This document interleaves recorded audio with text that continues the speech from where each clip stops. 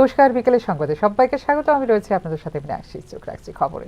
BJP সরকারের সময়ে জীবনযাত্রার মান তলানিতে ঠেকেছে বিশেষ করে গ্রামীণ এলাকার মানুষের। একদিকে কাজ এবং খাদ্যের অভাব, অপরদিকে নিত্য প্রয়োজনীয় পণ্যমূল্যের ঊর্ধ্বগতি।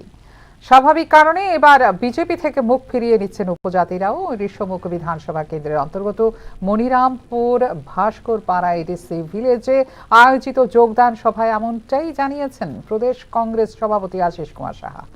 আসন্ন এডিসি নির্বাচনকে কেন্দ্র করে পাহাড়ের সংগঠনকে সুসংহত করার কাজ চলছে বলেও এদিন জানিয়েছেন ত্রিপুরা প্রদেশ কংগ্রেস সভাপতি।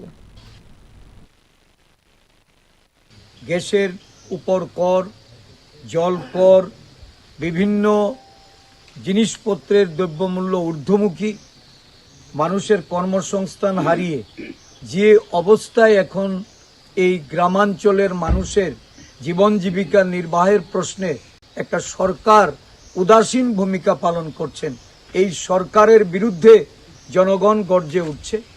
বিশেষ করে আদিবাসী এলাকার মানুষ আজকে বুঝতে পারছে সর্বভারতীয় ক্ষেত্রে যেমন আদিবাসীরা লাঞ্ছিত, নিপীড়িত, অত্যাচারিত এবং তাদের অর্থনৈতিক উন্নয়নে ভারতবর্ষের বিজেপি সরকার যতটা উদাসীন, এই রাজ্যেও ডাবল ইঞ্জিনের বিজেপি সরকার তারাও উদাসীন ভূমিকা পালন করে চলেছেন।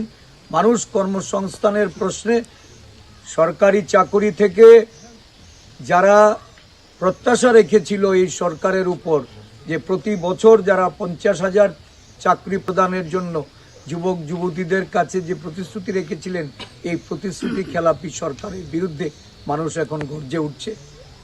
দল পরিত্যাগ, ফলাফল প্রকাশ এবং অবিলম্বে নিয়োগ প্রক্রিয়া সম্পন্ন করার দাবিতে মুখ্যমন্ত্রী বাড়ির সামনে ধর্ণা এবং বিক্ষোভ প্রদর্শন করলেন 2022 সালের এসটিজিটি পরীক্ষার্থীরা। পরবর্তী সময়ে পুলিশি হস্তক্ষেপে নিয়ন্ত্রণে আসে পরিস্থিতি। ফলাফল প্রকাশ করে নিয়োগ প্রক্রিয়া দ্রুত সম্পন্ন করার জন্য মুখ্যমন্ত্রী বাসভবন ঘেরাও করে বিক্ষোভ প্রদর্শন করেন 2022 সালের এসটিজিটি পরীক্ষার্থীরা। পরবর্তী সময় তাদের আটক করে সেখান থেকে নিয়ে যায় পুলিশ।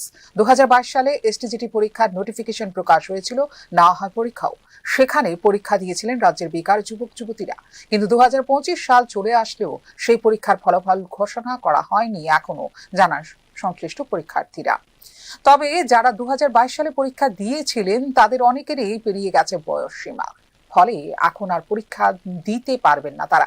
এক্ষেত্রে মুখ্যমন্ত্রীর হস্তক্ষেপ দাবি করেন সংশ্লিষ্ট পরীক্ষার্থীরা। যে পোস্টটা ক্রিয়েট করেছে ক্যাবিনেটই বলুন আর দপ্তরই বলুন, ওই পরীক্ষার যে নতুন যে ক্রিয়েশনটা করেছে সেটা আমাদের নিয়োগ নীতি কমপ্লিট না করে আমরা যে নোটিফিকেশন যে আমাদেরকে দিয়েছিল 2022, সেটার মধ্যে যে আমরা টাকা ভরে যে আমরা পরীক্ষাটা দিয়েছিলাম, সেটা আমাদের নৈতিক দাবি ওনাদের কাছে চাওয়ার জন্য, আর সরকারের নৈতিক ডিউটি ও রেজাল্টটা আমাদেরকে দেওয়ার জন্য। ঠিক আছে, তো এটাই আমরা চাই, আমাদের রেজাল্টটা কমপ্লিট করে, আমাদের রিক্রুটমেন্ট পলিসিটা কমপ্লিট করে তারপর যেন নতুন পরীক্ষা হয়। কারণ আমাদের মধ্যে অনেকেই আছে হাই স্কোরার, তো যেহেতু হাই স্কোরার আছে তারা কি আবার দ্বিতীয়বার এই 22-এ পরীক্ষা দিয়ে আবার 23-24 পার করে 25-এ গিয়ে আবার পরীক্ষা দেবে? ফর্ম ভরে কেন পরীক্ষা দেবে? পরীক্ষা কেন দেবে? একটা পরীক্ষা কেন দুবারে ওরা বসবে? তো আমাদের এটাই দাবি, আমরা রেজাল্ট চাই, রেজাল্ট আমাদের অতি সত্ত্বর দিতে হবে।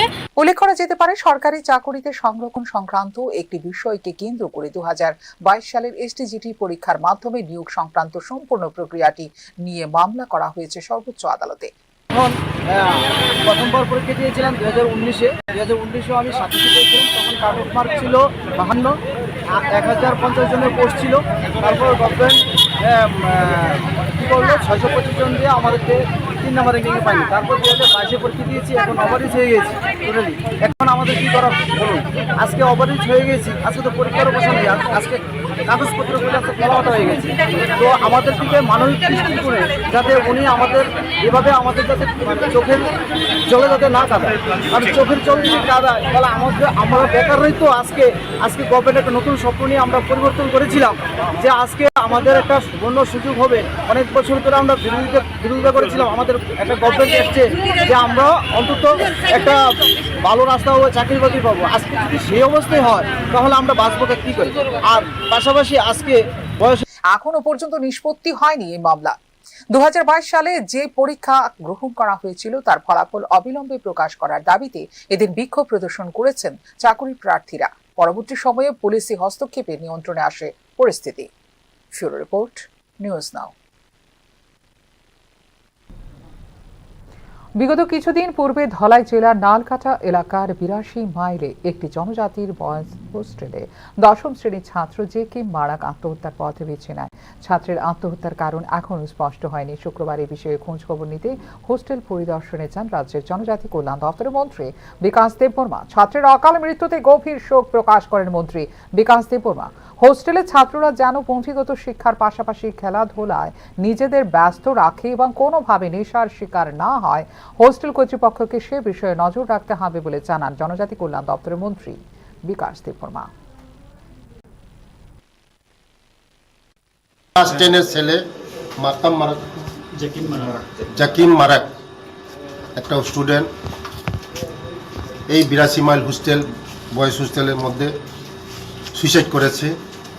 তার জন্য শুনে আমি থাকতে পারি নাই। সুইসাইড করার 2-3 দিন আগেই আমি এসেছিলাম, তাদের সঙ্গে দেখা করেছিলাম। কারণ এখানে আমাদের জনজাতি ছেলেরা হোস্টেলে থাকে মতলব তাদের ভবিষ্যৎ গড়ার জন্য, দেশ গড়ার জন্য, জাতি গড়ার জন্য, নিজে প্রতিষ্ঠিত হওয়ার জন্যই এই হোস্টেলে থাকে। হোস্টেলে যদি থাকে ছেলে মেয়েরা ভালো পড়াশোনা হয়, শিডিউল মতন পড়াশোনা হয়, সব কিছু মেনটেন হয়। তার জন্য কি কারণে যে এই ছেলেটা মারা গেল। এখনকার মতো এই মুহূর্তের সংবাদ এই পর্যন্ত। অন্যান্য আপডেটস দেখার জন্য অবশ্যই নজর রাখতে হবে নিউজ পর্দায়। নমস্কার।